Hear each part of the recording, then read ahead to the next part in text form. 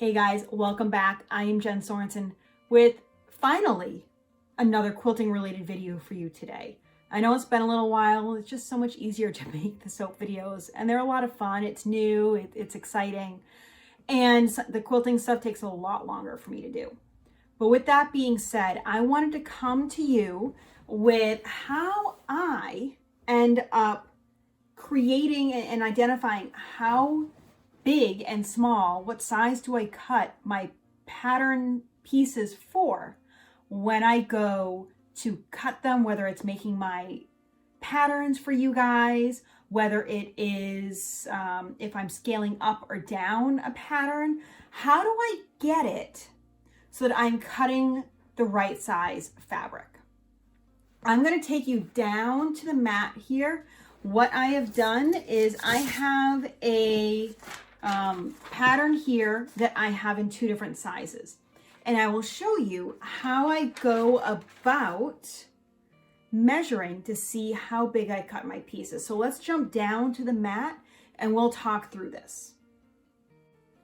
All right, so this is a block that I designed for a quilt that I made my friend recently. If you guys, I'll put in a picture of it right now.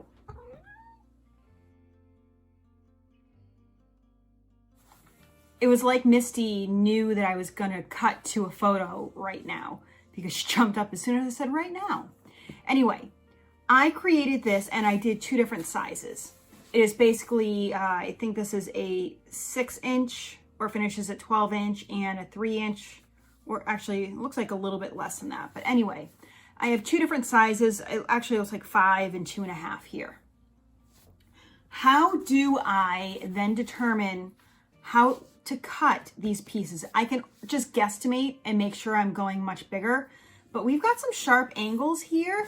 And what I've done for you instead is I got kind of fun with a bunch of old markers that I have right here. They're old and I tried to color code it.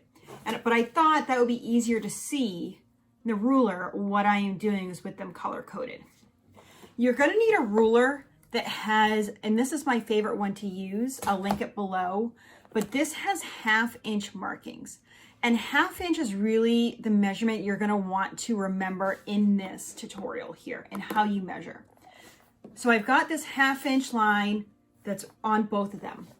This red right here is piece 1. I'm gonna put the 1/2-inch mark at the tip here. I'm gonna line this up at the tip. Then I'm going to find where the other one is, where the other tip falls. And that falls at right around the 3-inch mark. So I'm going to go out 1/2 inch and I'm going to cut a piece 3 inches by 3 inches. But you know what? That feels really big.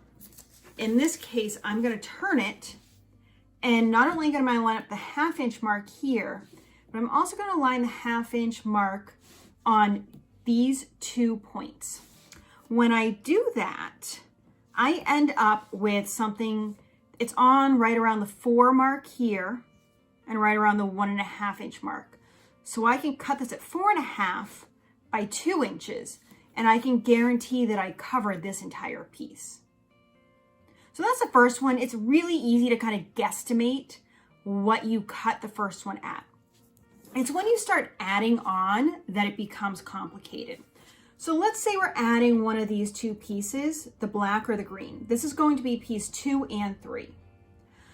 I am now moving forward. I am always going to lay my 1/2-inch line on the piece that I just measured.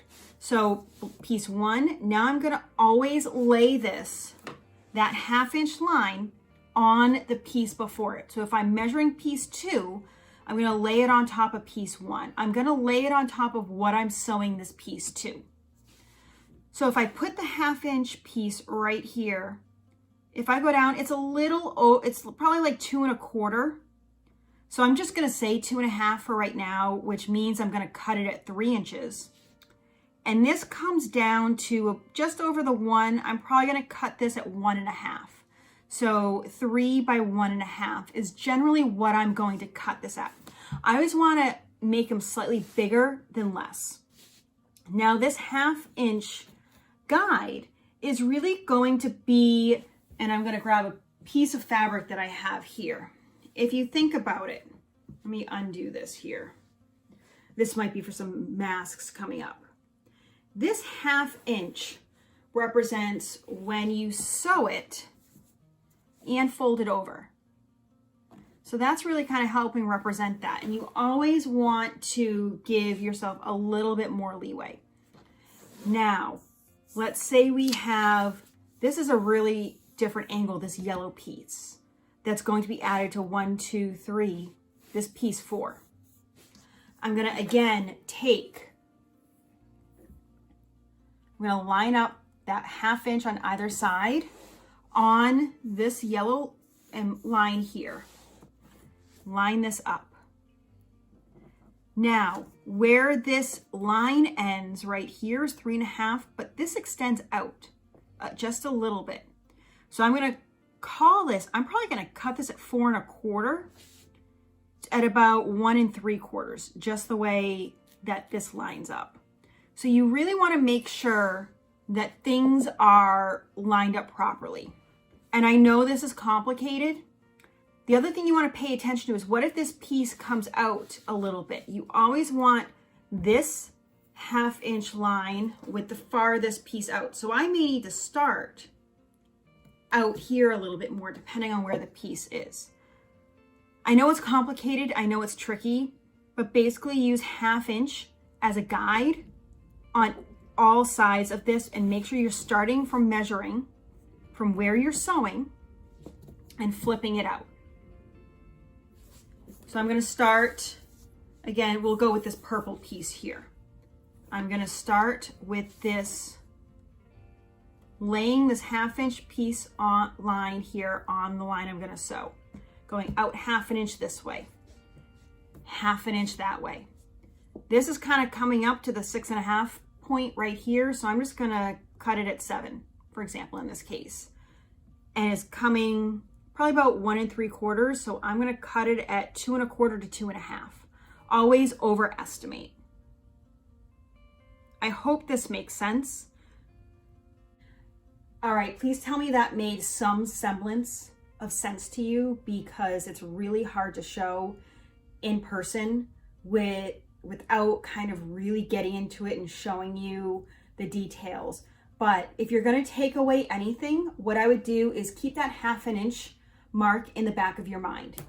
Have a ruler that measures to the half, that has these 1/2 inch grids on it. That to me makes it easiest.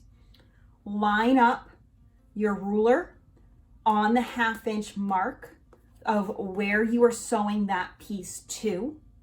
And don't forget to look in either direction. Make sure the entire piece is covered.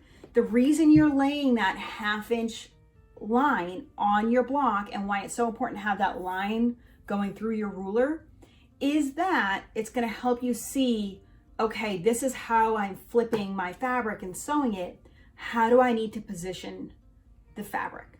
And do I need to kind of go out on either side, left or right, to make sure that I have enough fabric to actually cover the entire block? And again, when in doubt, measure up. Always make sure that you have more than enough fabric, and maybe do a test block with some scrap fabric just to make sure that you are getting things down. But this is a great way if you are, in this case, I scaled up and down a block 50% so you can adjust things. If you want to have something that fits your bed, or is a bed quilt that you want to fit a wall, become a doll quilt, anything like that, this is going to make it really easy to figure out how you adjust a pattern, because it may come with the size guides. Mine do, all of my patterns do, but it may help you to adjust if you want to make it fit just for you. All right, that's going to be it for me today. I hope this made some sort of sense. I feel like it's all a bunch of jumbled mush. I can always do this again if you guys have more questions. You're more than welcome to message me, leave me a comment down below, or follow me on Instagram at @quiltingjoule and send me a note. I'm more than happy to answer your questions there. But until next time, please get out there and create something absolutely beautiful.